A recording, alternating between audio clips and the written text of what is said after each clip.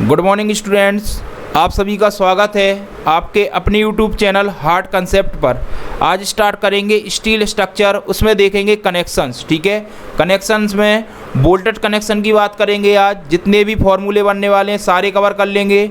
Shearing capacity, wearing capacity, पेच, as distance, and distance, सारा सब कुछ कवर करने वाले हैं। ठीक है, इसलिए वीडियो के बिल्कुल एंड तक बने रहें और वीडियो को ज़्यादा से ज़्यादा शेयर कर दें। स्टार्ट करते हैं। सबसे पहले स्टार्ट करते हैं मटेरियल सेफ्टी फैक्टर।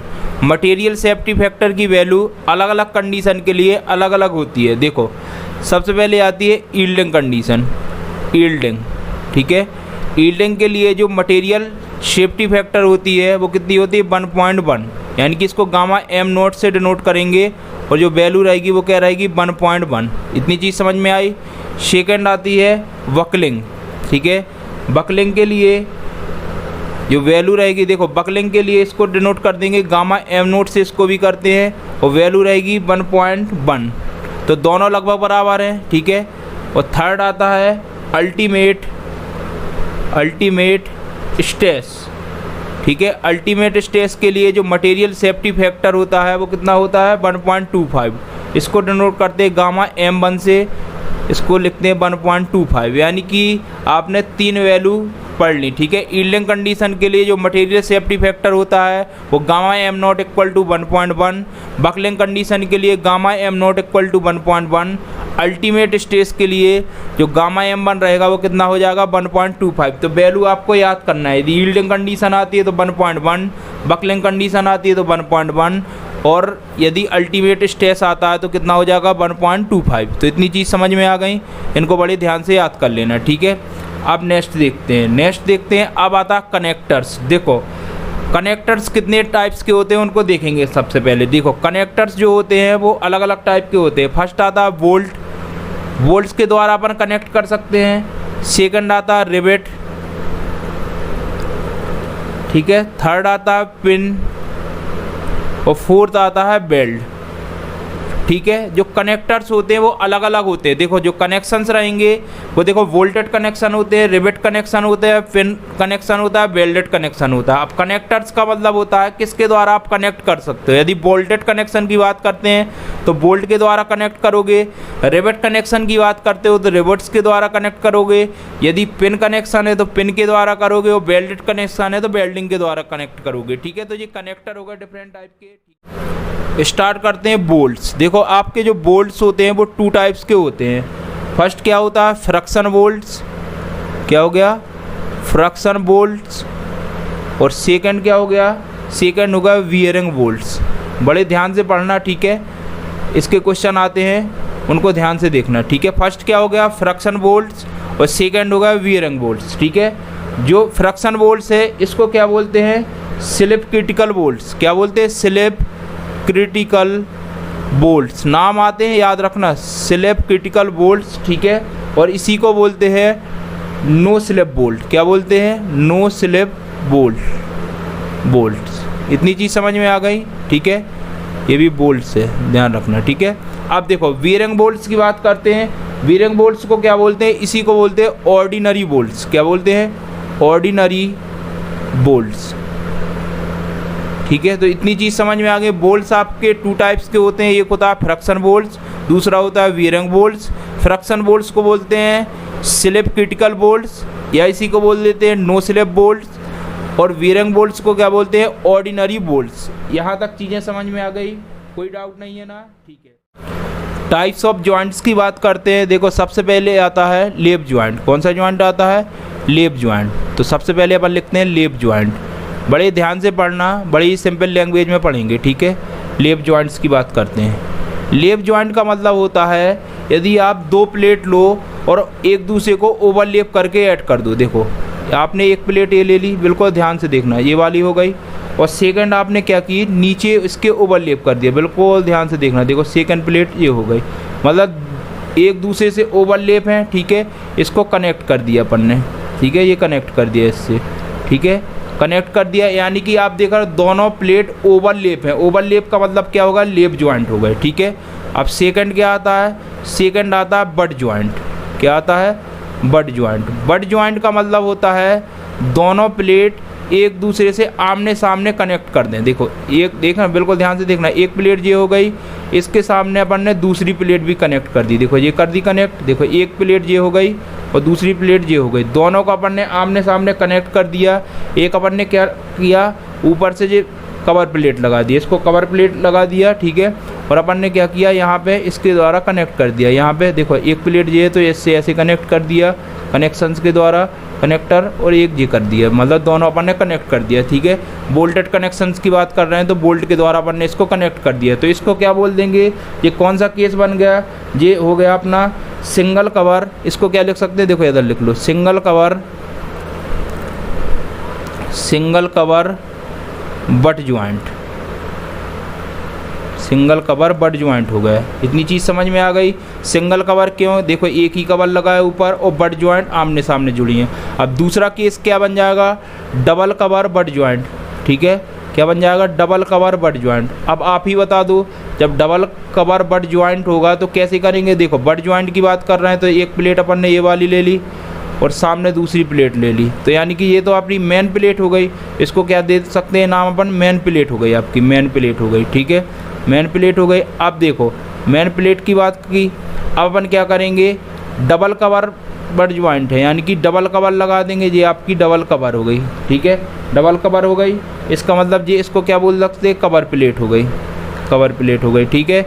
आमने सामने बट ज्वाइंट हो गया। अब इसको कनेक्ट कर दो, कनेक्ट कर दो, आपने बोल्ट लगा दिए, ये लगा दिए बोल्ट, देखो ये लगा दिए बोल्ट, ठीक है, ऐसे बोल्ट लगा दिए, बिल्कुल ध्यान से देखना, बोल्ट लगा दिए, ठीक है, ये हो गया। तो अपन क्या बोल सकते हैं इसको, ये डबल कवर बट ज्वाइंट हो गया, ठीक है, डबल कवर बट ज्वाइंट हो गया। इतनी चीज़ समझ गए, डबल कवर बट ज्वाइंट। तो आपको एक चीज़ तो समझ में आ गई कि जो लेप ज्वाइंट होता है वो क्या होता है और आपका बट ज्वाइंट होता है वो क्या होता है। जब क्वेश्चन करेंगे तो अपने आप आपको सब कुछ समझ में आने वाला है, ठीक है। इतनी चीज़ें समझ गए ना, कोई डाउट नहीं है ना, ठीक है। देखो प्लेट्स के कुछ पॉइंट भी हैं, उसको लिख लेते हैं थोड़ा, ठीक है। देखो ए नंबर करके लिखते हैं, थिकनेस ऑफ कवर प्लेट, बड़े ध्यान से लिखना, ये पॉइंट बहुत इंपॉर्टेंट है, ठीक है। Thickness of cover plate, cover plate, देखो थिकनेस ऑफ कवर प्लेट मतलब देखो थिकनेस तो टी हो गया, कवर प्लेट का मतलब मैंने सी लगा दिया, मतलब T C is greater than equal क्या हो जाएगा 10/8 ऑफ टी एम। इसका मतलब क्या हुआ, टी सी का मतलब तो हो गया थिकनेस ऑफ कवर प्लेट। अभी मैं लिख दे रहा हूँ, देखो where T C equal to क्या हो गया, thickness of cover plate, thickness of cover plate, ठीक है। और टी एम का मतलब क्या हो गया, thickness of main plate, thickness of main plate. इतनी चीज़ समझ में आ गई। तो यदि क्वेश्चन आता है थिकनेस ऑफ कवर प्लेट क्या हो जाएगी, तो thickness of cover plate is greater than equal 10/8 of T M. इतनी चीज़ समझ में आ गई, ठीक है। इसको और में भी लिख सकते हो, और में लिख सकते हैं क्या, T C is greater than equal क्या हो जाएगा 1.25 टी एम, ठीक है। डिवाइड कर देना तो यही आ जाएगा। तो इतनी चीज़ आपको समझ में आ गई यहाँ तक, ये वाला पॉइंट, ठीक है। तो इसको नोट कर लेना, बहुत ही इंपॉर्टेंट है। बी पॉइंट क्या है, बी पॉइंट आएगा, ठीक है। बी पॉइंट आना सम ऑफ, लिखते जाओ, sum of thickness of two numbers of cover plate is greater and equal 10/8 T M, ठीक है। Sum of thickness of two numbers of cover plate मतलब देखो जो कवर प्लेट होगी दो होगी, दोनों का ऐड होगा वो क्या होगा, greater and equal 10/8 of T M, मतलब या अपन बोल सकते हैं 1.25 ऑफ टी एम के ग्रेटर एंड इक्वल रहेगा। समझ में आ गया, इतनी चीज़ समझ में आ गई। Sum of thickness of two numbers of cover plate is greater and equal 10/8 of T M. तो दोनों आपको पॉइंट समझ में आ गए, ठीक है। अब देखो नेक्स्ट देखते हैं, अब देखते हैं अनबेन फार्मूला, बहुत ही इंपॉर्टेंट फार्मूला है, ठीक है। अनबेन फार्मूला ये बहुत ही इंपॉर्टेंट है, इसको याद कर लेना, ठीक है। अनबेन फार्मूला क्या होता है, देखो यदि आपको diameter of bolts find out करना है, क्या, डायमीटर ऑफ बोल्ट्स, ठीक है। तो अनबेन्स ने एक फार्मूला दे दिया, इसका क्या हो जाएगा, D = 6.01 root of T M. समझ में आ गया। मतलब यदि आपको डायमीटर ऑफ बोल्ट्स निकालना है तो D = 6.01 रूट में TM, वेरी वेरी इंपॉर्टेंट, ठीक है। Where D and T are in mm, ठीक है। जो डायमीटर और थिकनेस रहेगी वो किस में रहेगी, mm में रहेगी, और TM का मतलब है मिनिमम थिकनेस लेंगे, ठीक है। इतनी चीज़ समझ में आ गई, बहुत ही इंपॉर्टेंट चीज़ बता रहा हूँ, ठीक है। तो अनमोल फार्मूला आप याद कर लेना, ठीक है। अब इसके बाद आता है क्या, इसके बाद देखते हैं अरेंजमेंट ऑफ कनेक्टर्स। देखो अरेंजमेंट ऑफ कनेक्टर्स कैसे करेंगे, ये बहुत इंपॉर्टेंट है। क्यों, क्योंकि इसकी जो डेफिनेशन है वो बहुत आती है, ठीक है। तो डेफिनेशन अपन एक एक करके पढ़ते हैं, ठीक है। सबसे पहले इस डायग्राम को अपन बना लेते हैं, डायग्राम बना लेंगे, ठीक है। तो देखो सबसे पहले देखो एक लाइन अपन ने ये वाली ड्रॉ कर दी, ठीक है। बढ़िया ड्रॉ करते हैं, ठीक है, आराम से। तो एक लाइन अपन ने यहाँ से ड्रॉ कर दी, ये ड्रॉ हो गई, ठीक है। ये हो गए, बड़े ध्यान से देखना चीज़ें, ठीक है। चीज़ें समझोगे तो बिल्कुल समझ में आ जाएगा, ठीक है। देखो बढ़िया अच्छा डायग्राम बना रहे हैं अपन, ठीक है। उसको बड़े ध्यान से समझना, ठीक है, क्योंकि इसकी जो वैल्यू आती है बहुत आती हैं, ठीक है। वैल्यू क्या होती है मैं बता रहा हूँ, ठीक है। आपने पढ़ा होगा पिच लेंथ क्या होती है, गेज लेंथ क्या होती है, अब कुछ याद आया, ठीक है। वही चीज़ अपन पढ़ने जा रहे हैं, ठीक है। तो उसको बड़े ध्यान से पढ़ना है और इस डायग्राम को देखना है, ठीक है। जैसे मैं बताऊं वैसे ही पढ़ते जाना, एक एक चीज़ समझ जाओगे, ठीक है। एक एक चीज़ समझने वाले हो, ठीक है। देखो डायग्राम थोड़ा सा टेढ़ा हो गया, बढ़िया तरीके से बनाते हैं, ठीक है। देखो अपने पास हर चीज़ की सुविधा है, इधर देखो ये हो गया, इधर देखो ये हो गया, ठीक। अब देखो जब अपने पास सुविधा है तो उसका यूज करो। देखो लो बढ़िया सा डायग्राम बन गया, कमेंट सेक्शन में बता देना, ठीक है। डायग्राम अच्छा। अब देखो पहला पॉइंट आता है कि पिच का क्या होता है, ठीक है। पिच बहुत आता है क्वेश्चन, ठीक है। देखो पिच कहाँ से कहाँ तक होता है, बिल्कुल ध्यान देना, मैं सब बता दूंगा। देखो अपन ने क्या किया, देखो यहाँ इसके सेंटर से लाइन ली, यहाँ से सेंटर से और इसके सेंटर से, मतलब जो डिस्टेंस रहा है वो सेंटर टू सेंटर ले रहा है, ठीक है। ये क्या आपने बोल्ट लगे हैं, ठीक है, बोल्ट लगे हैं, ठीक है। बोल्ट कनेक्शन पड़ रहा है, ये बोल्ट लगे हैं। देखो ये डिफरेंट टाइप के बोल्ट हैं, 1 2 3 4 ये बोल्ट है, ठीक है। सेंटर टू सेंटर तक की डिस्टेंस ली, ठीक है। अपन ने सेंटर से सेंटर तक की डिस्टेंस ले ली, इसको बोल देंगे पिच। अभी डेफिनेशन लिखते हैं, आपको समझ में आ जाएगी। ये हो गया पिच, पिच को पी से डिनोट करते हैं, ठीक है।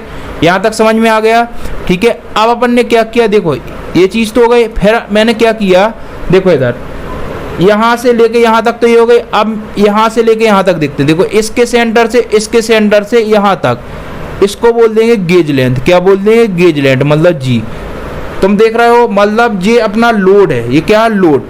मैंने क्या किया, लोड के डायरेक्शन में देखो सेंटर टू सेंटर डिस्टेंस देखी तो उसको तो मैंने पिच बोल दिया, ठीक है।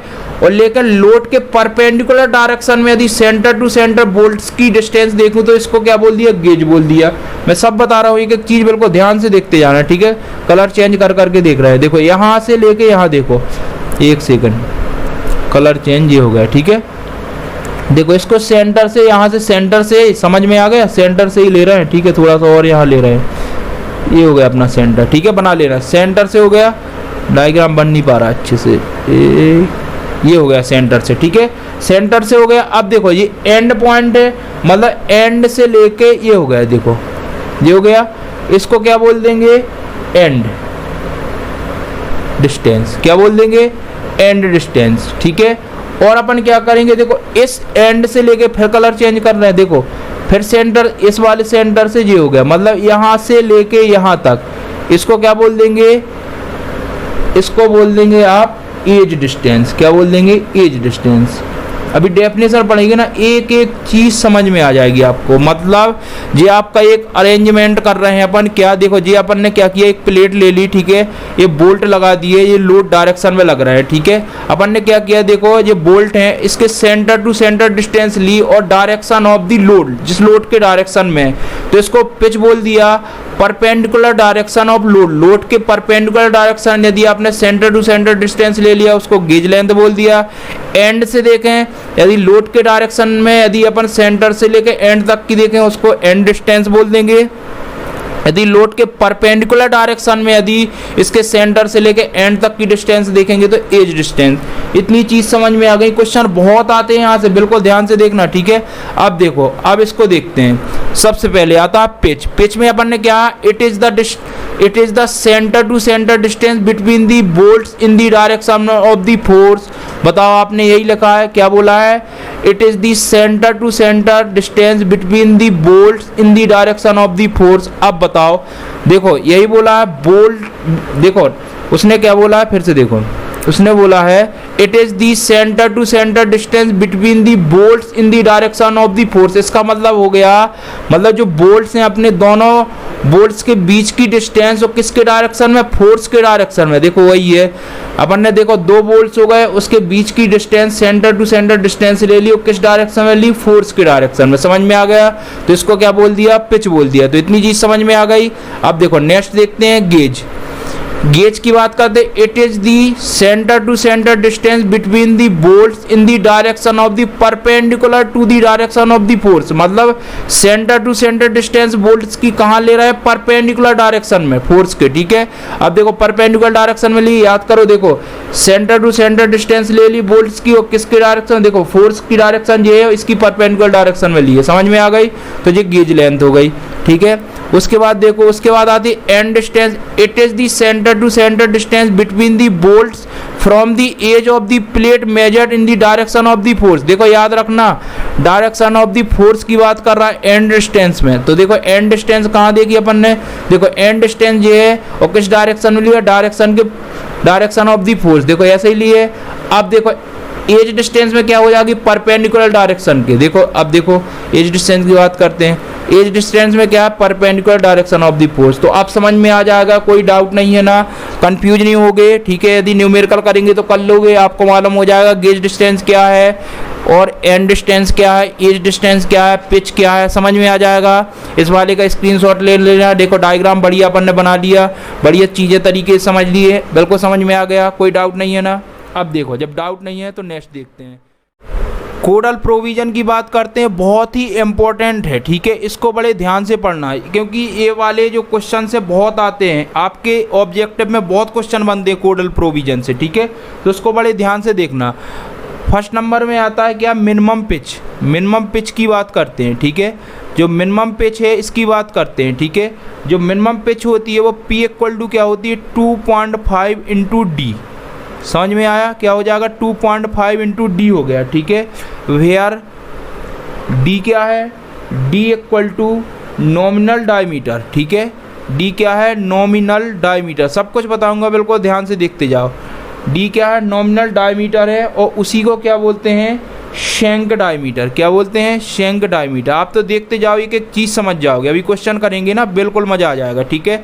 तो जो मिनिमम पिच होती है वो कितनी होती है, 2.5 इंटू डी, और डी क्या है, नॉमिनल डायमीटर, इसी को शैंक डायमीटर। इसका जो फॉर्मूला बहुत ही इंपॉर्टेंट है, इसको याद कर लेना। क्वेश्चन आता है कि जो पिच होता है वो कितने टाइम्स ऑफ डी होता है, यानी कि 2.5 टाइम्स ऑफ डी। इतनी चीज़ समझ में आ गई, यहाँ तक कोई डाउट नहीं है ना, डाउट नहीं है, ठीक है।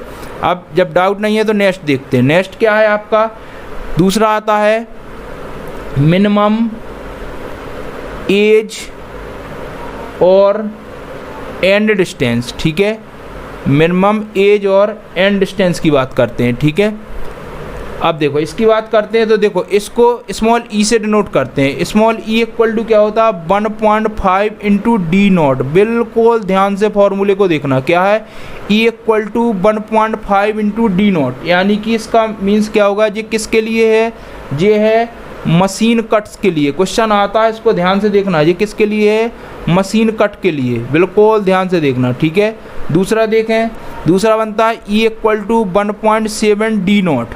क्या बनता है, E equal to 1.7 into D naught. ये किसके लिए है, ये हैंड कट के लिए, ठीक है, हैंड कट के लिए। देखते जाओ अभी, ठीक है। वेयर अब डी नॉट क्या है, ठीक है, यहाँ चीज़ बनती है। डी नॉट क्या है, ये होल्ड आया, क्या है, होल्ड आया, होल्ड आया, इसी को क्या बोलते हैं, ग्रॉस्ड आया। इसी को बोलते हैं ग्रॉस डाई। इतनी चीज़ समझ में आ गई।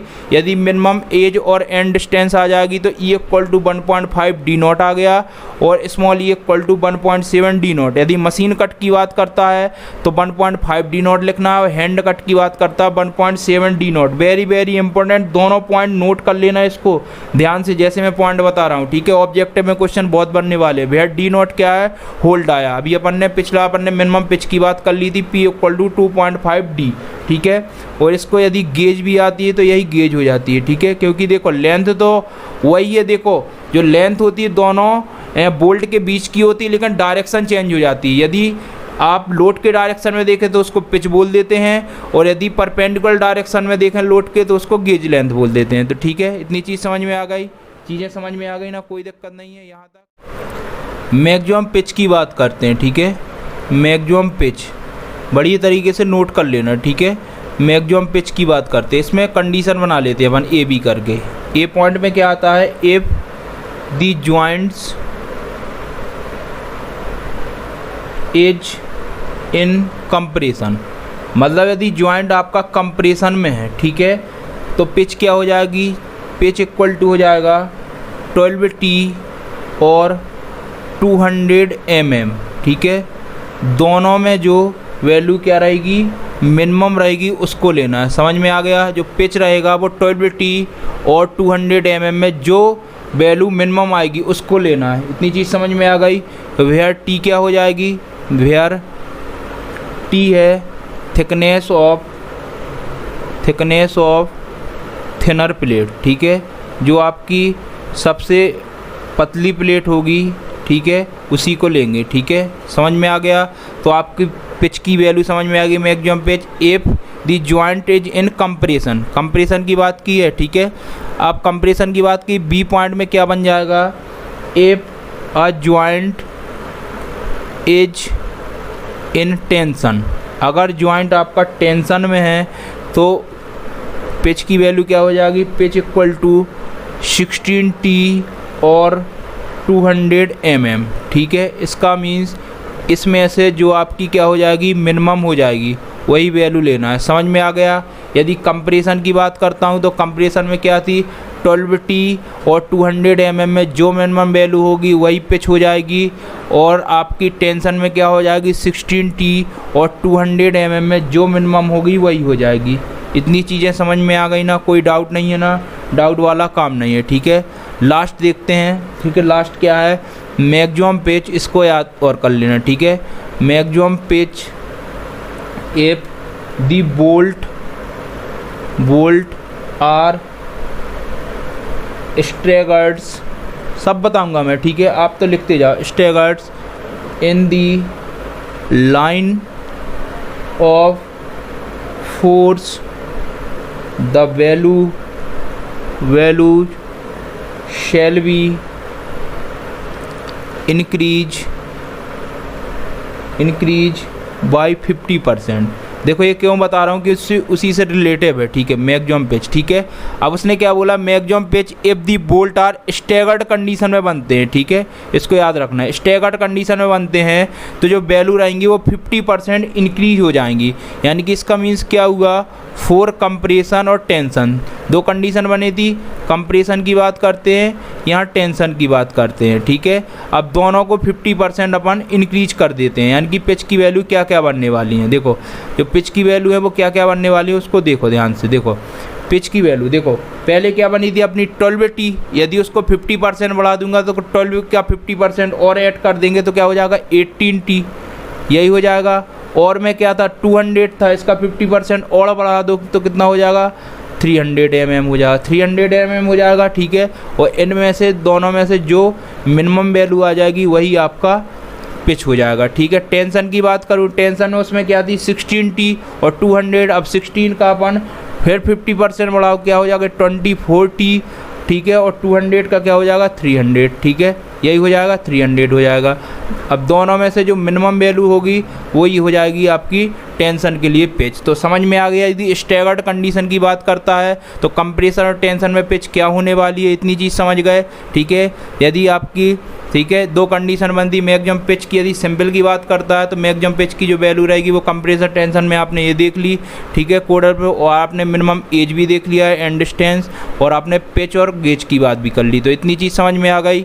यहाँ तक चीज़ें बिल्कुल एक एक चीज़ समझ गए हो ना, ठीक है। अब यदि यहाँ तक समझ में आ गया तो नेक्स्ट अपन देखते हैं, ठीक है। देखो जॉइंट कैपेसिटी की बात करते हैं। देखो इसमें फर्स्ट पॉइंट क्या है, the failure of joint means either structural member fail और दी कनेक्शन सिस्टम फेल। देखो फेल्योर ऑफ जॉइंट्स का मतलब क्या होता है, या तो आपका स्ट्रक्चरल मेंबर फेल हो गया या क्या होगा, कनेक्शन सिस्टम फेल हो गया, ठीक है।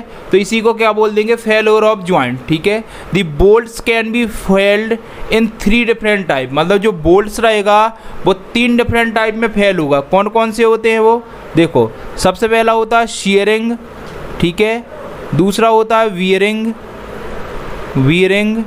और तीसरा क्या होता है, टेंशन। समझ में आ गया। जो बोल्ट्स होंगे आपके 3 टाइप से फेल हो सकते हैं, या तो शीयरिंग में फेल होगा, या वीयरिंग में होगा, या टेंशन में। समझ में आ गया। लेकिन यदि आप स्ट्रक्चरल प्लेट मेंबर की बात करें, इधर देखो, इधर एक पॉइंट लिखो, दी स्ट्रक्चरल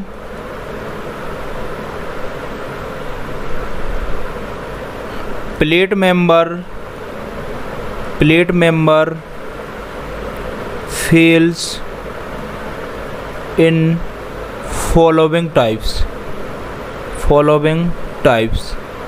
याद रखना ये दोनों पॉइंट आते हैं, मैं समझा रहा हूँ, फिर से समझा दूंगा अभी, ठीक है। देखो फर्स्ट क्या आता है, शीयरिंग, सेकंड क्या आएगा, वीयरिंग, ठीक है, थर्ड क्या आएगा, स्प्लिटिंग, ठीक है, और फोर्थ क्या आएगा, टेंशन और टीयरिंग। इसको याद रखना, चीज़ें आती हैं। देखो क्वेश्चन यहाँ से बनता है, मैं बता रहा हूँ कैसे बनेगा। देखो जॉइंट्स कैपेसिटी तो आप समझ गए, ठीक है, जॉइंट्स कैपेसिटी की, ठीक है। द फेल्योर ऑफ जॉइंट का मतलब है या तो आपका स्ट्रक्चरल मेंबर फेल हो गया या कनेक्शन सिस्टम फेल हुआ, ठीक है। Bolts can be failed in 3 different types, ठीक है। बोल्ट्स 3 टाइप से फेल हो सकता है, या तो शीयरिंग में होगा, या बियरिंग में होगा, या टेंशन में होगा। चीज़ें समझ में आ गई। तो आपके 3 टाइप से बोल्ट फेल हो जाएगा। क्वेश्चन आता है बोल्ट्स कैन बी फेल्ड, अब कितने टाइप से आपने बता दिए, 3 टाइप से। दूसरा क्वेश्चन बन जाता है कि जो स्ट्रक्चर प्लेट मेंबर है वो कितने टाइप से फेल होती है, वो होती है 4 टाइप से। पहली शीयरिंग, दूसरा बियरिंग, तीसरा स्प्लिटिंग, और चौथा होता है टेंशन या टीयरिंग। समझ में आ गया। क्वेश्चन आता है तो कंफ्यूज मत होना। यदि स्ट्रक्चर प्लेट का बात कर रहा है तो 4 टाइप से, यदि बोल्ट्स की बात कर रहा है तो कितने, 3 टाइप से। इतनी चीज़ें समझ में आ गई। यहाँ तक तो कोई डाउट नहीं होने वाला, ठीक है, यहाँ तक डाउट नहीं होने वाला। अब स्टार्ट करते हैं अपन शीयरिंग ऑफ दी बोल्ट। यहाँ से क्वेश्चन बनते हैं, ठीक है, कैलकुलेशन करते हैं बढ़िया तरीके से और चीज़ें समझते हैं, ठीक है। एरिया कैसे निकालेंगे सब कुछ समझ रहे हैं, ठीक है। अपन बोल्ट्स की बात कर रहे हैं तो सबसे पहले एक काम क्यों ना करें, बोल्ट ही बना लें। बढ़िया से एक डायग्राम बनाते हैं, ठीक है। डायग्राम में ध्यान मत देना, ठीक है, जैसे बनेगा बन जाएगा, लेकिन बना देंगे, बढ़िया तरीके से बना रहे हैं, ठीक है, आराम से। ड्राइंग तो हमें आती नहीं है, लेकिन हम कोशिश करते हैं कि आप समझ जाओ सब कुछ, ठीक है। बिल्कुल ध्यान से देखना चीज़ें, जैसे मैं समझा रहा हूँ बड़े ध्यान से देखना, ठीक है। अब बढ़िया मिटा के अपन बढ़िया तरीके से बनाएंगे, ठीक है। देखो बढ़िया सा डायग्राम अपन ने बनाया, ये अपन बोल्ट बना रहे हैं, ये अपना बोल्ट हो गया, ठीक है। बोल्ट देखो यहाँ से ऐसे चला गया, ठीक है। समझने की कोशिश करना मैं क्या समझाने वाला हूँ, ठीक है, बड़े ध्यान से समझना। बढ़िया तरीके का अपन बोल्ट बनाएंगे, ठीक है। ये अपना हो गया बोल्ट। अब आप देख रहे हो कि यहाँ देख रहा हो, यहाँ रूट्स बनी है, ये रूट्स बने, क्या बनी है, ये रूट्स हैं, ये इसको बोलेंगे रूट्स, ठीक है। रूट बनी है, यानी कि ए वाला एरिया देखो अलग अलग टाइप के एरिया बन रहा है। यहाँ से ऊपर वाला एरिया ए हो गया, मतलब इसको बोल देंगे शैंक डाया। क्या बोल देंगे, शैंक डाया। ये चीज़ बहुत ज़रूरी है, ध्यान से समझना। ये हो गया शैंक डाया, ठीक है। ये हो गया रूट, यानी कि इसको या बोल सकते हैं क्या, थ्रेड इंटरसेप्ट है ये। क्या, थ्रेड इंटरसेप्ट। आप तो बिल्कुल देखते जाओ, ठीक है। थ्रेड इंटरसेप्ट है, तो यानी कि अपन ने यहाँ से जो इंटरसेप्ट वाला एरिया है इसको बोल दिया ए डैश। तो इतनी चीज़ समझ में आ, जो सेंक डाया है तो यहाँ का एरिया अपन ने ए से डिनोट कर दिया, जो थ्रेड इंटरसेप्ट है उसको क्या बोल दिया, ए डैश। जैसे आप देखो बोल्ट देखते हो तो नीचे अपन देख रहे हैं कि ऊपर वाला पोर्शन तो ये हो गया, ठीक है, नीचे देख रहे हो आप बिल्कुल सेंक डाया रहता है और फिर अपने थ्रेड्स बने रहते हैं, क्योंकि अपन को कसना पड़ता है ना, उसको अपन कहीं भी टाइट करते हैं, ठीक है, बोल्ट को। तो नीचे वाले जो अपने धारियाँ टाइप की बनती है ना, ऐसे ऐसे टाइप में, ऐसे ऐसे ऐसे, वही है, इसी को बोलते हैं, क्या बोलते हैं, इंटरसेप्ट, थ्रेड इंटरसेप्ट, या यही रूट है, ठीक है। इतनी चीज़ समझ में आ गई। अब देखो, अब इसको एरिया को कैसे अपन डिफाइन करेंगे उसको देखो, बड़े ध्यान से देखना, ठीक है। इतनी चीज़ समझ में आ गई। देखो, यदि मैं सेंक डाया यहाँ का एरिया देखूँ तो सिंपल सा है, π/4 d स्क्वायर, यहाँ तक तो कोई दिक्कत नहीं है, π/4 d स्क्वायर हो गया, ठीक है। इतनी चीज़ें समझ में आ गई, इतनी चीज़ें समझ गए, ठीक है। अब देखो, यदि मैं यहाँ पे थ्रेड इंटरसेप्ट का एरिया देखूँ, ए डैश की बात करूँ, तो ए डैश क्या होता है, वो होता है 78% ऑफ ए, मतलब जो आपने जो एरिया निकाला उसका 78%, यानी कि जब ए डैश की बात करेंगे 78% का मतलब 0.78 हो जाएगा और एरिया क्या हो जाएगा, π/4 d स्क्वायर। तो इतनी चीज़ समझ में आ गई कि यदि आपको थ्रेड इंटरसेप्ट का एरिया निकालना है तो कितना हो जाएगा, 78% ऑफ दी शेंक डाया का जो एरिया आएगा उसका, मतलब ए डैश इक्वल टू 78% ऑफ ए। इतनी चीज़ समझ में आ गई। यदि क्वेश्चन आएगा तो कर लोगे, यहाँ तक तो कोई डाउट वाला काम नहीं है, ठीक है, नहीं है। अब स्टार्ट करते हैं कैलकुलेशन ऑफ शियर कैपेसिटी। बिल्कुल ध्यान से देखना, देखो इसका जो फॉर्मूला होता है वो क्या होता है, BDSB equal to BNSB divide by gamma MB। बड़े ही ध्यान से समझना, ये आपका फॉर्मूला हो गया, ठीक है, किसका, शियरिंग कैपेसिटी का, ठीक है। इतनी चीज़ समझ में आ गई, ठीक है। अब देखो यहाँ लिख लो वेयर BNSB क्या है, nominal shear capacity of bolt, ठीक है, लिखते जाओ चीज़ें, ये हो गई। और गामा MB क्या हो जाएगा, partial safety factor of material of bolt, ठीक है, बोल्ट की बात कर रहे हैं, ठीक है। इतनी चीज़ समझ में आ गई। और BDSB क्या है, BDSB हो गया आपका design strength of the bolt, ठीक है, लिख लो BDSB हो गया डिजाइन स्ट्रेंथ ऑफ बोल्ट, ठीक है, डिजाइन स्ट्रेंथ ऑफ बोल्ट।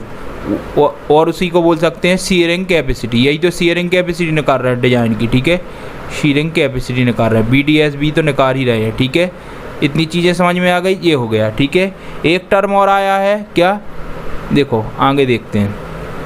सबसे पहले देखो यहाँ पे BNSB, ठीक है, क्योंकि BNSB की वैल्यू यदि अपन ने फाइंड आउट कर लियो गामा MB की, तो आप सीधी सी बात है BDSB अपन फाइंड आउट कर लेंगे।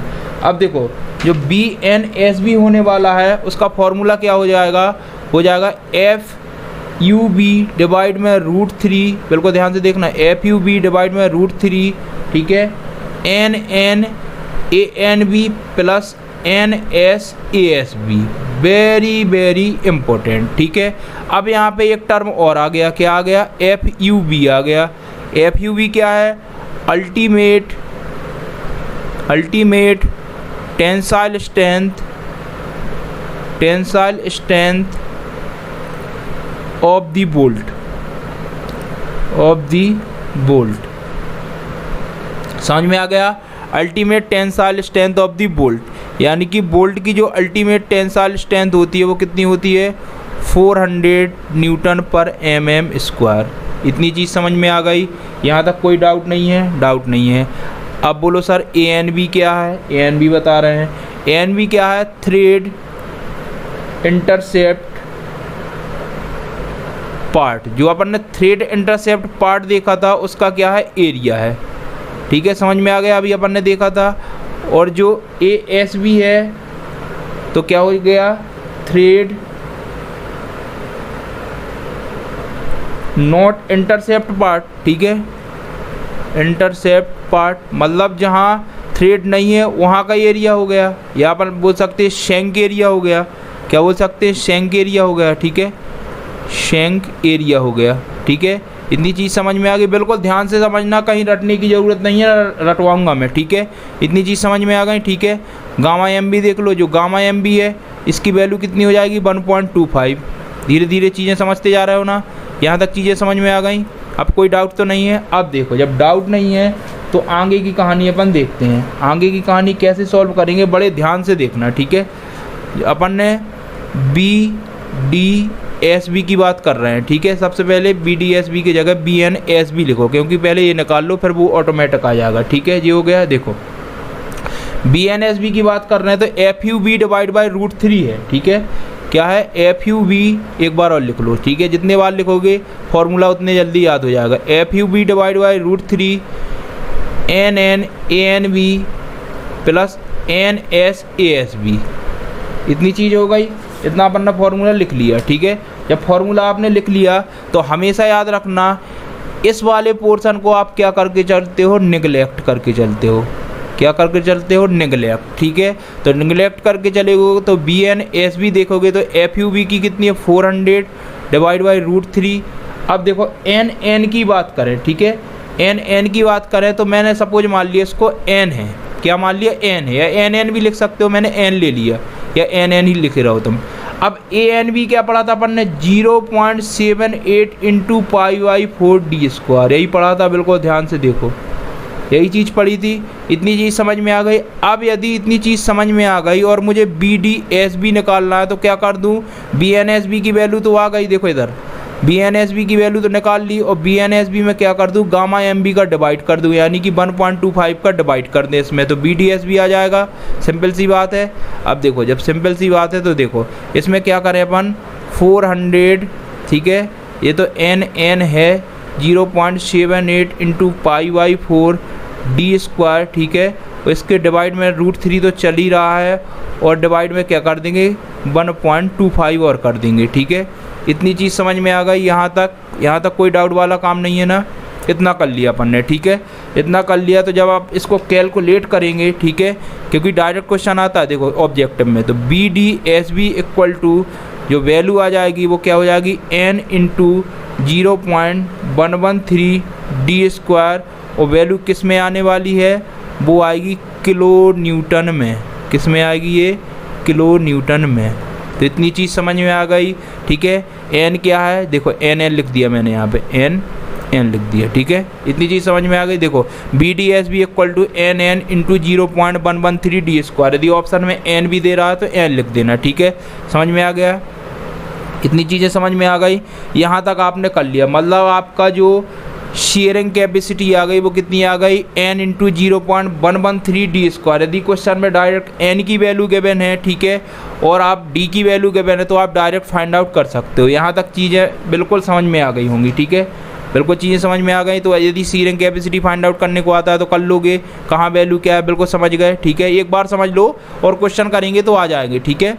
इतनी चीज़ें आप समझ गए, ठीक है। अब जब समझ गए तो अब अपन स्टार्ट करते हैं calculation of the bearing capacity. Bearing capacity की बात करते हैं। देखो तो बीयरिंग कैपेसिटी को देखो बी डी पी बी हो जाएगा, और ये क्या हो जाएगा? B N P B divide में गामा एम बी। अब तो चीज़ें समझ गए होगे ना? अब तो चीज़ें समझ गए होंगे कि जब आपने शेयरिंग कैपेसिटी की वैल्यू फाइंड आउट की तो अपन ने क्या किया था? उसका फॉर्मूला बनाया था। अब इसकी अब वैल्यू अपन फाइंड आउट कर रहे हैं तो इसका फॉर्मूला बना लिया। जब इसका फॉर्मूला बना लिया तो यहाँ भी लिखना हो तो लिख लो वेयर,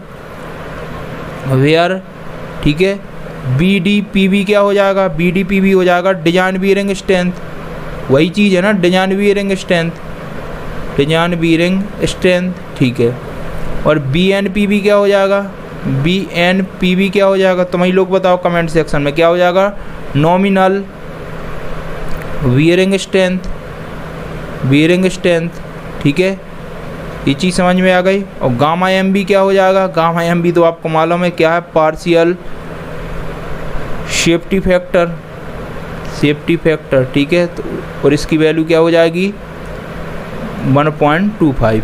इतनी चीज़ समझ में आ गई। यहाँ तक चीज़ें समझ गए, ठीक है। इतनी चीज़ें समझ में आ गई तो आगे सॉल्व करते हैं। आगे कैसे सॉल्व करेंगे? अब देखो, अब आने वाला है मज़ा। अब देखो कैसे मज़ा आएगा। इसकी जो बी एन पी वी की वैल्यू है ये बहुत इंपॉर्टेंट है, क्योंकि क्वेश्चन में बहुत आती है। बी एन पी वी की वैल्यू कैसे निकालेंगे उसको देखो। वो निकालेंगे अपन 2.5 KB into D into T minimum into F you. समझ में आ रहा है? एफ यू, इतनी चीज़ समझ में आ गई। ये हो गया आपका फार्मूला। फार्मूला हो गया तो इसको बढ़िया सा करो डिब्बे में बंद। बी एन पी वी का आपने फार्मूला निकाल लिया, फार्मूला निकाल लिया तो ये हो गया। अब वेयर, ठीक है वेयर, अब के बी की वैल्यू कैसे निकालेंगे? के बी की वैल्यू निकालेंगे, के बी इज मिनिमम ऑफ। अब मिनिमम किस किस में होगी इसको देखो, बड़ा सा एक ब्रैकेट लगाओ। अब देखो किस किस में होगा उसको देखते जाओ। ई डिवाइड बाई 3D नॉट, ठीक है, अच्छे से लिखो बड़ी तरीके से। E divide by 3D naught, comma लगा है ध्यान देना, P divide by 3D not minus 0.25। अब यहाँ कॉमा लगा है F U V divide by F U और फिर कॉमा लगा है 1। मतलब 4 वैल्यू फाइंड आउट करेंगे, चारों में, ठीक है, जो मिनिमम वैल्यू रहेगी वही के बी की वैल्यू रहेगी। अब समझ गए? मतलब आपने 4 वैल्यू फाइंड आउट की। कैसे? E divide by 3D not से, P divide by 3D not minus 0.25, F U V divide by F U से और 1 से। इनमें से जो मिनिमम वैल्यू आपको दिखेगी वही आपकी के बी की वैल्यू हो जाएगी। समझ में आ गया? इधर कंफ्यूज मत होना। ई क्या है? एज डिस्टेंस है, पी इज़ द पिच है, ठीक है, और डी नॉट ये सब होल्ड आया, ये सब समझ जाओगे, ठीक है। यहाँ तक चीज़ें समझ में आ गई ना? कोई दिक्कत नहीं है, ठीक है। देखो यहाँ पे ये चीज़ भी याद रखना, देखो जो एफ यू बी है ये किसके लिए? बोल्ट के लिए है। जो एफ यू है ये किसके लिए रहेगी? प्लेट के लिए। बिल्कुल कंफ्यूज मत होना, क्वेश्चन को बड़े ध्यान से सॉल्व करना, ठीक है। अब देखो यदि इसको मैं सॉल्व करूं, ठीक है, सपोज मैंने मान लिया कि के बी की वैल्यू आपकी 0.5 आ गई। क्या आ गई? के बी की वैल्यू 0.5 आ गई, सपोज अपन ने मान लिया, ठीक है। बाकी आपकी जो वैल्यू रहेंगी उससे ही निकालना है, ठीक है। जब आपने के बी की वैल्यू 0.5 मान ली तो यदि मैं यहाँ से बी डी पी बी की वैल्यू निकालूँ अब, ठीक है, बी डी पे पी बी की वैल्यू निकालूँ तो क्या हो जाएगा? 2.5, के बी की वैल्यू 0.5 आ गई। बिल्कुल ध्यान से देखना, मैं कैलकुलेट करके बता रहा हूँ कैसे करेंगे। डी की वैल्यू अपने पास नहीं है अभी, टी मिनिमम की वैल्यू नहीं है, ठीक है। और जो एफ यू की वैल्यू हो जाएगी, देखो एफ यू बी तो अपन ने 400 लिया, एफ यू की वैल्यू क्वेश्चन में गिवन रहेगी, ठीक है। जैसे एफ ई 415 लिखा रहता है, एफ ई 410, जो भी गिवन रहेगी वो लग देना। सपोज अपनी एफ यू की वैल्यू आपको एफ ई 410 दी है, यानी कि 410 हो गया, ठीक है। डिवाइड में क्या कर लेंगे? 1.25 करेंगे। अब इसको जब सॉल्व करेंगे अपन, ठीक है, तो आपका लगभग आएगा 0.4 के लगभग आएगा, ठीक है। डी टी मिनिमम हो जाएगा, डी इंटू टी मिनिमम हो जाएगा, ठीक है। ये लगभग वाली कहानी चल रही है, ठीक है। इतना हो जाएगा तो आपका जो इसका जो फॉर्मूला बन गया वो क्या हो जाएगा? B D P V equal to 0.4 D T minimum, ठीक है। और ये किस में रहेगा? किलो न्यूटन में। इतनी चीज़ समझ में आ गई? देखो समझाने का तरीका मैं बता रहा हूँ, मैं क्यों बता रहा हूँ। ये मैं वैल्यू पुट करके बताया। जैसे सपोज अपनी के बी की वैल्यू 0.5 मान ली। अब जैसे के बी की वैल्यू आपने फाइंड आउट कर ली तो के बी की वैल्यू पुट करने के बाद आप इस टाइप से आपने एक फार्मूला बना लिया कि B D P V equal to 0.4 D into T minimum हो जाएगा, ठीक है। इतना आपने फार्मूला बना लिया। बाकी आपको देखो मैं बता दे रहा हूँ, बाकी आपको चीज़ें तभी समझ ना आ जाए उसमें क्वेश्चन में जो गिवन रहेगा वही करोगे, ठीक है। ये तो अपन ने डायरेक्ट फार्मूले बना दिए, ठीक है, डायरेक्ट कभी क्वेश्चन आ जाता है, ठीक है। तो समझ गए? इतनी चीज़ें समझ गए? यहाँ तक कोई डाउट नहीं है ना? डाउट नहीं है? अब देखो, अब जब डाउट नहीं है तो इसके बाद क्या आ जाता है? इसके बाद आ जाती है बोल्ट कैपेसिटी कैसे निकालेंगे। अब बोल्ट कैपेसिटी, ठीक है, जो बोल्ट कैपेसिटी रहेगी, आपने बीयरिंग कैपेसिटी निकाल ली और सीयरिंग कैपेसिटी निकाल ली, ठीक है। तो हमेशा याद रखना बोल्ट कैपेसिटी कैसे आ जाएगी? मिनिमम वैल्यू ऑफ, क्या हो जाएगी? मिनिमम ऑफ किसमें? Shearing capacity. जो आपने सीयरिंग कैपेसिटी की वैल्यू निकालोगे, ठीक है, और वियरिंग कैपेसिटी की वैल्यू निकालोगे। क्या निकालोगे? वियरिंग कैपेसिटी की वैल्यू। दोनों में से जो मिनिमम वैल्यू रहेगी वही रहेगी बोल्ट कैपेसिटी। समझ में आया? वियरिंग कैपेसिटी निकालो, सीयरिंग कैपेसिटी निकालो, दोनों में से जो मिनिमम वैल्यू रहेगी वो आपकी बोल्ट कैपेसिटी रहेगी। चीज़ें समझ में आ गई? यहाँ तक चीज़ें समझ गए? ठीक है, तो ये चीज़ आपको बिल्कुल ध्यान से समझ लेना है। अब बात करते हैं डायमीटर ऑफ स्टैंडर्ड होल, उसको कैसे फाइंड आउट करेंगे देखते हैं। डायमीटर ऑफ स्टैंडर्ड होल, अब देखो इसको डी नोट से नोट करते हैं। किससे करते हैं? डी नोट से। इसका जो फॉर्मूला होता है वो क्या होता है? D naught equal to D plus clearance. ठीक है, इसको बड़े ध्यान से लिखना। ठीक है, सब कुछ बता रहा हूँ मैं अभी। ठीक है, तो ये आपका फॉर्मूला हो गया, समझ में आ गया। वेयर डी क्या है? Where D equal to diameter of bolt. इतनी चीज़ समझ में आ गई? ठीक है, अब देखो एक बढ़िया सी टेबल बनाते हैं और उसमें समझते हैं। देखो एक अपन ने टेबल बना ली, देखो टेबल बढ़िया सी बनाते हैं और बढ़िया तरीके से समझते हैं। ठीक है, यहाँ लिखा है इस साइड क्या लिखा? Diameter of bolt. इसका मतलब डायमीटर ऑफ बोल्ट का मतलब किसकी वैल्यू है? स्मॉल डी की वैल्यू है। ठीक है, यहाँ लिखा क्लियरेंस। ठीक है, क्लियरेंस क्या होगा उसको देखेंगे। यदि डायमीटर ऑफ बोल्ट की वैल्यू 12 से 14 mm के बीच है, ठीक है, तो आपका क्लियरेंस कितना रहेगा? वो रहेगा 1 mm। इतनी चीज़ समझ में आ गई। यदि डायमीटर ऑफ बोल्ट की वैल्यू 16 से 24 mm के बीच है, ठीक है, तो क्लियरेंस कितना हो जाएगा? 2 mm। समझ में आ रहा है? यदि diameter of bolt is greater then 24 mm हो जाएगा, ठीक है, तो जो क्लियरेंस रहेगा वो कितना हो जाएगा? 3 mm हो जाएगा। इतनी चीज़ समझ में आ गई। मतलब यदि आपको डायमीटर ऑफ स्टैंडर्ड होल चाहिए तो D naught equal to D plus clearance होता है। अब क्लियरेंस डिफरेंट डायमीटर के लिए होता है। यदि 12 से 14 के बीच है डायमीटर ऑफ बोल्ट तो क्लियरेंस 1 लेंगे। यदि 16 से 24 mm के बीच है तो क्लियरेंस 2 mm लेंगे। यदि 24 से ग्रेटर देन है तो कितना ले लेंगे? 3 mm लेंगे। वेरी इंपॉर्टेंट, क्योंकि यदि इसको याद कर लिया तो आप क्वेश्चन इजीली कर ले जाओ, क्योंकि डी नॉट की वैल्यू तो फाइंड आउट करना ही है, तो इसको इस टाइप से करेंगे। यहाँ तक चीज़ें समझ में आ गई? बढ़िया तरीके से समझ गए? ठीक है, अब उसके बाद अपन नेक्स्ट देखते हैं। नेक्स्ट क्या आता है उसको देखते हैं। ठीक है, स्टार्ट करते हैं टेंशन कैपेसिटी ऑफ बोल्ट। देखो टेंशन कैपेसिटी ऑफ बोल्ट क्या होता है? The bolt subjected to tension when the load is acting along the axis. ठीक है, अब टेंशन कैपेसिटी ऑफ बोल्ट कैसे फाइंड आउट करेंगे, उसकी वैल्यू कैसे फाइंड आउट करेंगे देखते हैं। देखो जो टेंशन कैपेसिटी ऑफ बोल्ट होता है उसको अपन ने डिनोट कर दिया TDB से। ठीक है, तो TDB इक्वल टू क्या होता है? TDN divide by gamma MB। इतनी चीज़ समझ में आ गई? ठीक है, अब TDN देखो TDB का मतलब है टेंशन कैपेसिटी ऑफ बोल्ट और TDN का मतलब है नेट। ठीक है, और गामा MB अपना फैक्टर ऑफ सेफ्टी है, वो अपना 1.25 होता है। इतनी चीज़ समझ में आ गई? अब देखो TDN कैसे फाइंड आउट करेंगे इसको देखो। TDN इक्वल टू क्या हो जाएगा? 0.9 FUB इंटू ANB। ठीक है, FUB क्या होता था? Ultimate tensile strength of bolt. आपको मालूम है जो FUB है ये क्या है? Ultimate tensile strength of bolt. Ultimate tensile strength of bolt, यही है स्ट्रेंथ ऑफ बोल्ट। और अपन टेंशन कैपेसिटी ऑफ बोल्ट की बात कर रहे हैं, इसलिए अपन ने बोल्ट की वैल्यू ली है। ठीक है, और ANB क्या था? Net area. अब याद करो ANB अपन ने कैसे फाइंड आउट किया था? ANB इक्वल टू होता है 0.78 इंटू π/4 d स्क्वायर। याद करो यही किया था पीछे। ठीक है, तो अपना ये हो गया। इतनी चीज़ समझ में आ गई। और 0.9 इंटू करेंगे यदि नेट निकालना है, हमेशा याद रखना है यदि आपको नेट वैल्यू निकालना है तो वो कितना होता है? 90%। ठीक है, और देखो सीधी सी बात है, अपन ने FUB ultimate tensile strength of bolt है। अब देखो इसमें एरिया का ही इंटू क्यों किया? क्योंकि देखो TDN किलो न्यूटन में आती है। ठीक है, ये किस में वैल्यू आएगी? किलो न्यूटन में। थोड़ा सा इमेजिन करो, 1 किलो न्यूटन में है। और जो FUB थी, इधर थोड़ा समझाता हूँ। देखो FUB किस में होता है? न्यूटन पर mm स्क्वायर। यदि मैं इसमें एरिया का इंटू कर दूं तो अपना देखो एरिया से एरिया कट जाएगा, यानी कि कितना आपकी वैल्यू जो आ जाएगी वो कितनी हो जाएगी?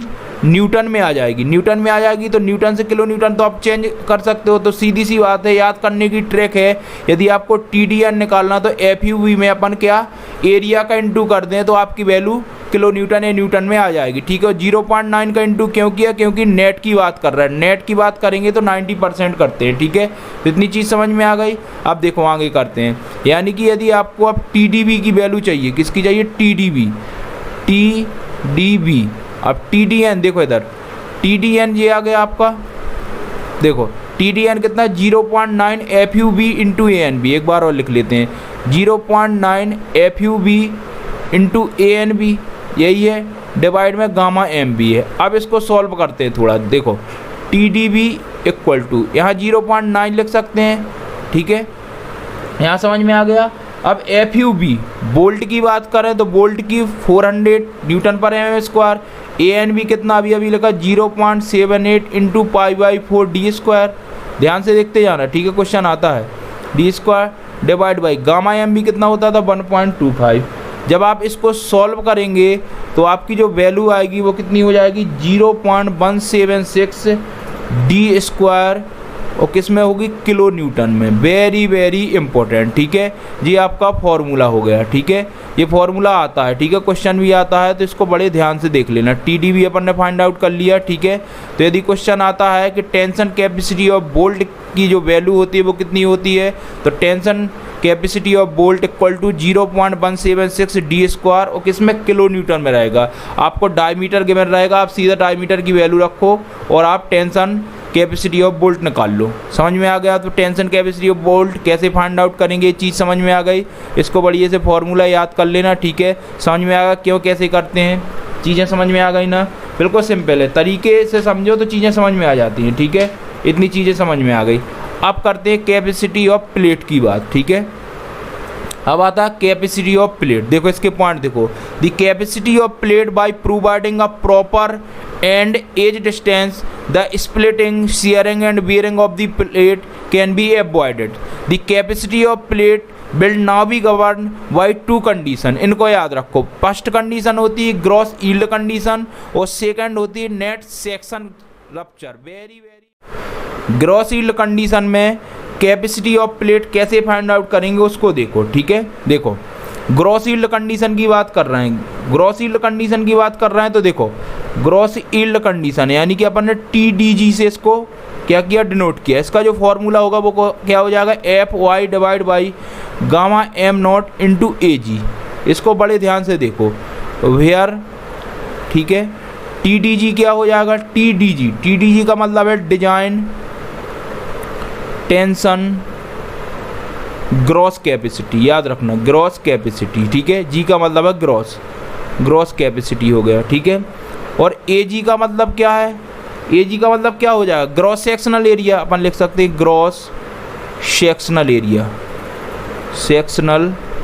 एरिया। इसको बड़े ध्यान से देखते जाना जैसे मैं पॉइंट बता रहा हूँ। ठीक है, ये AG हो गया। ठीक है, गामा M0 की वैल्यू आपको मालूम है 1.1 होती है। ठीक है, स्टार्टिंग में पढ़ चुके हैं। अब देखो यदि यहाँ से अपन को TDG की वैल्यू निकालना है, अब ध्यान से देखना, TDG की वैल्यू निकालना है तो आपको मालूम है ये FY क्या है? Yield stress. FY यहाँ लिख लो, FY क्या है? Yield stress. वो आपको मालूम है यील्ड स्ट्रेस क्या होता है? 250 न्यूटन पर mm², यही होता है। ठीक है, तो देखो FY की वैल्यू आपने 250 रख दी, गामा M0 की वैल्यू 1.1 हो गया, और ठीक है ये कितना हो गया? AG हो गया। ठीक है, AG हो गया। तो इसको यदि आप सॉल्व करेंगे, ठीक है, दोनों को सॉल्व करेंगे तो कितना हो जाएगा? यदि मैं 0.2272 इंटू AG, और वैल्यू किस में रहेगी? किलो न्यूटन में ही, क्योंकि मैं 1000 का डिवाइड करते जा रहा हूँ। यानी कि सीधी सी बात हो गई, आपकी जो TDG की वैल्यू आ गई, TDG वो कितनी हो गई? 0.2272 इंटू AG किलो न्यूटन। ठीक है, तो यदि आपको क्वेश्चन आता है कि आप ग्रॉस यील्ड कंडीशन में, ठीक है, डिजाइन टेंशन ग्रॉस कैपेसिटी बता दो तो आप फाइंड आउट कर सकते हो। आपको एरिया ऑफ ग्रॉस निकालना है और इंटू क्या कर दोगे? 0.2272। ठीक है, और किसमें? किलो न्यूटन में वैल्यू आएगी। इतनी चीज़ समझ में आ गई, कोई दिक्कत नहीं है ना? यदि ग्रॉस यील्ड कंडीशन में आती कैपेसिटी ऑफ बोल्ट तो फाइंड आउट कर दोगे। अब दूसरा आता है क्या? Net section. देखो इसकी वैल्यू कैसे फाइंड आउट करेंगे, देखो नेट सेक्शन रप्चर को TDN से अपन ने क्या कर दिया, TDN से डिनोट कर दिया, TDN, ठीक है। ग्रॉस यील्ड कंडीशन में अपन ने TDG लिखा था और नेट की बात कर रहे हैं तो TDN।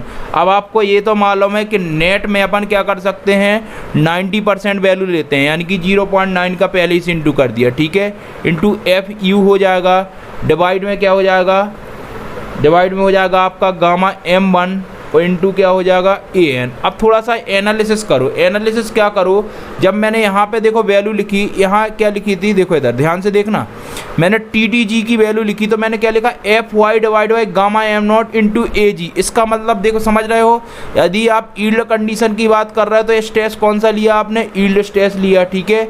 और जो आप पार्शियल फैक्टर सेफ्टी ले रहे हैं वो कितना ले रहा है, गामा M0। मतलब जो ग्रॉस यील्ड कंडीशन की बात आ जाए जहाँ भी, तो एरिया आपको AG मतलब ग्रॉस वाला ही लेना है, जो स्ट्रेस आएगा वो भी यील्ड लेना है, और वैल्यू जो आप फैक्टर ऑफ सेफ्टी लोगे वो कितना लेगा, गामा M0, याद रखना। अब देखो कंपेयर करो, इसमें देखो, इसमें जैसे ही पहुँचे अपन ने नेट की बात कर रहे हैं, यानी कि ये तो FU आएगा, ठीक है, और गामा M1 आएगा, इंटू एरिया क्या आएगा AN, और 0.9 का इंटू क्यों किया, क्योंकि नेट की बात कर रहा है, ठीक है। अब इधर चीज़ देख लेना, नेट सेक्शन की बात कर रहा है, यानी कि यहाँ कोई बोल्ट की बात नहीं कर रही, यदि बोल्ट की बात करता तो मैं FUB लिख देता, याद रखना, ठीक है। इधर देख लो, फिर कंपेयर करके दिखा रहा हूँ, चीज़ें बिल्कुल कंपेयर करके पढ़ोगे ना, एक एक चीज़ समझ में आ जाएगी आपको। क्या क्या बताने जा रहा हूँ मैं, देखो इधर देखो, इधर तुम देख रहे हो, इधर अपन ने किसकी बात की थी, कैपेसिटी ऑफ बोल्ट की, तो मैंने क्या लिया था, कैपेसिटी ऑफ बोल्ट में FUB लिया था, लेकिन वहाँ पे किसकी बात कर रहा हूँ, नेट सेक्शन रप्चर की बात कर रहा हूँ, कोई बोल्ट की बात नहीं है, प्लेट की बात है, इसलिए मैंने FU लिया है, समझ में आ गया। FUB किसके लिए होता है, ये बोल्ट के लिए होता है, और वहाँ पे किसके लिए अपन ने लिया है, वहाँ बात कर रहे हैं अपन किसकी, केवल उसकी बात कर रहे हैं नेट सेक्शन रप्चर, और किसकी, प्लेट की बात कर रहे हैं, इसलिए FU ही लिया है, ठीक है। इतनी चीज़ समझ में आ गई। अब देखो इसको सॉल्व कैसे करते हैं, जरा देखो, TDN की वैल्यू कैसे फाइंड आउट करेंगे, 0.9 इंटू FU की वैल्यू कितनी हो जाएगी, देखो FU भी तो होता है 400, लेकिन FU कितना हो जाएगा 410, ठीक है। यदि क्वेश्चन में FU 415 दिया है तो 415 लिख देंगे, ठीक है, क्वेश्चन में जो गिवन है वो लिख देंगे। तो इतनी चीज़ समझ में आ गई। इंटू में क्या लिख देंगे, AN अपना चल ही रहा है, और डिवाइड में कितना हो जाएगा, गामा M1, गामा M1 की वैल्यू कितनी हो जाएगी 1.25, ठीक है। तो जो आपका TDN की वैल्यू आएगी, ठीक है, वो कितना हो जाएगा 0.2952, ठीक है, इंटू में AN चल ही रहा है, और किस में वैल्यू आएगी, किलो न्यूटन में, ठीक है। मैं 1000 का डिवाइड करके चल रहा हूँ, तो आप किलो न्यूटन में वैल्यू आ गई। तो इतनी चीज़ समझ में आ गई। नेट सेक्शन रप्चर कैसे आएगा, ये चीज़ समझ गए, समझ में आ गया, चीज़ें समझ में आ गई, कोई दिक्कत नहीं है, ठीक है। तो आपने यहाँ नेट सेक्शन रप्चर भी पढ़ ली, मतलब जो आपकी कैपेसिटी ऑफ प्लेट की बात है, तो दोनों कंडीशन पढ़ ली अपन ने कैपेसिटी ऑफ प्लेट में, ठीक है, दोनों कंडीशन पढ़ चुके हो, ग्रॉस यील्ड कंडीशन भी पढ़ चुके हो, और सेकंड क्या था, नेट सेक्शन रप्चर था, तो दोनों पढ़ चुके हो, ठीक है। और पहले अपन ने क्या पढ़ लिया, बोल्ट की कैपेसिटी थी, उसको भी फाइंड आउट कर लिया, टेंशन कैपेसिटी ऑफ बोल्ट, ठीक है। तो क्वेश्चन आते हैं इसके न्यूमेरिकल बहुत आते हैं, ठीक है, और कन्फ्यूजन बहुत होता है, इसलिए मैंने बता दिया ये फॉर्मूले कैसे बनते हैं, इनको याद रखना। यदि बोल्ट है तो गामा, देखो गामा M भी लेना है, बोल्ट है तो FUB लेना है, इन चीज़ों को बड़े ध्यान से लिखना, ठीक है। बोल्ट की बात कर रहा तो FUB ही लेंगे, ठीक है। यदि नेट सेक्शन रप्चर की बात कर रहा तो FU ही लेंगे, ठीक है। यील्ड कंडीशन की बात कर रहा तो FY लेंगे, और नीचे की जो वैल्यू है इसको याद रखना, क्योंकि यदि यील्ड कंडीशन की बात कर रहा तो गामा M0 होगा, बाकी बोल्ट की बात कर रहा तो गामा MB आ रहा, और नेट रप्चर की बात करेगा तो गामा M1 ले लेंगे। इतनी चीज़ समझ में आ गई, चीज़ें बिल्कुल समझ में यहाँ तक हम लोगों ने बोल्टेड कनेक्शन के बारे में सब कुछ पढ़ लिया, ठीक है। पिच क्या होता है, गेज क्या होता है, एंड डिस्टेंस क्या होता है, इज डिस्टेंस क्या होती है, ठीक है। ग्रॉस यील्ड कंडीशन में वैल्यू कैसे फाइंड आउट करेंगे, बियरिंग कैपेसिटी क्या होती है, सीयरिंग कैपेसिटी क्या होती है, सारा सब कुछ कवर कर लिया। मतलब बोल्टेड कनेक्शन में इससे ज़्यादा कुछ नहीं पढ़ना है, ठीक है। एक एक चीज़ पढ़ ली है, बाकी कुछ चीज़ें बची होंगी, अभी क्वेश्चन प्रैक्टिस करेंगे। इसी के बाद जो आपका नेक्स्ट चैप्टर कल आने वाला है, उसमें क्या नेक्स्ट क्लास में क्या रख लेंगे इससे रिलेटेड, मतलब बोल्टेड कनेक्शन के जितने भी क्वेश्चन बनेंगे न्यूमेरिकल उसको कवर कर लेंगे, ठीक है। तो इसके बाद वो वाली क्लास जरूर देख लेना। ऐसे ही किया करो, जैसे मैं क्लास डालता हूँ तुरंत न्यूमेरिकल वाली तो तुरंत पकड़ लिया करो, क्योंकि उसमें आपको समझ में आता है कि हम कितने लेवल में हैं और क्वेश्चन कितने आते हैं, तो अपन बिल्कुल उसको ध्यान से देखते हैं। क्या जब थ्योरी पढ़ते हैं तो अपन को लगता है यार नहीं हो पा रहा हमसे, ठीक है। जब आप देखते हो कि क्वेश्चन कितने बार आ तो ऑटोमेटिक आपका दिमाग चलने लगता है कि इसको, इस चीज़ को तो मुझे याद करना ही पड़ेगा, ठीक है। तो चीज़ें बिल्कुल समझ में आ रही हैं। आज की क्लास आपको कैसी लगी कमेंट सेक्शन में ज़रूर बताना। सेशन को लाइक करना, शेयर करना एंड सब्सक्राइब करना। और कल जो क्लास सुबह 7 बजे आने वाली है जिसमें बोल्टेड कनेक्शन के सारे क्वेश्चन कवर कर लेंगे, उसको ज़रूर देखना। Thank you.